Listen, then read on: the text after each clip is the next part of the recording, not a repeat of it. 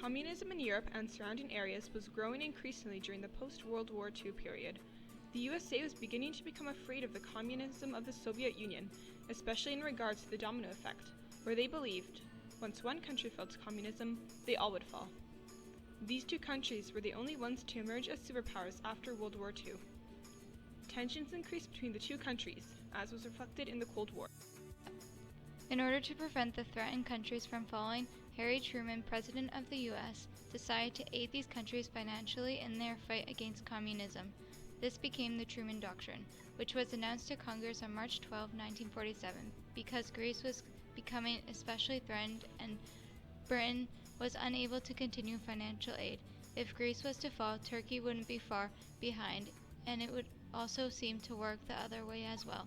They received this aid in January 1947, amounting to $400 million American, and they were successful in defeating the Greek Communist Party known as the KKE, not the KKK.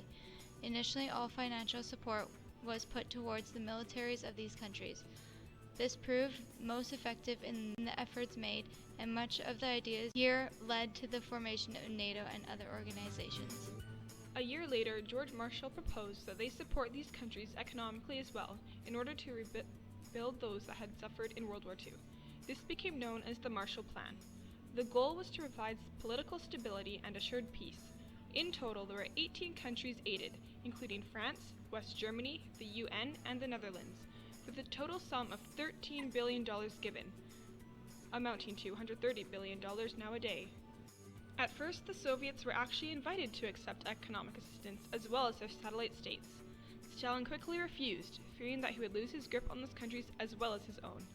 Instead, he came up with his own plan, known as the Molotov Plan, which brought the satellite states together so they wouldn't require American aid. The Marshall Plan remained successfully operating for 4 years in total, officially beginning in April 1948.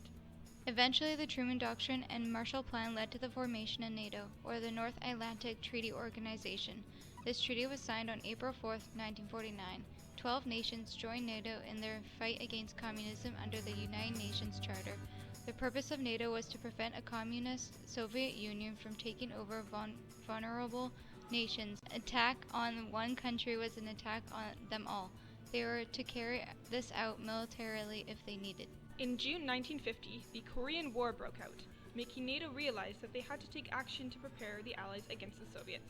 NATO then reorganized and expanded its military assistance, and in December of that same year, General, and later President of the U.S., Dwight D. Eisenhower, was appointed Supreme Commander of NATO's military forces.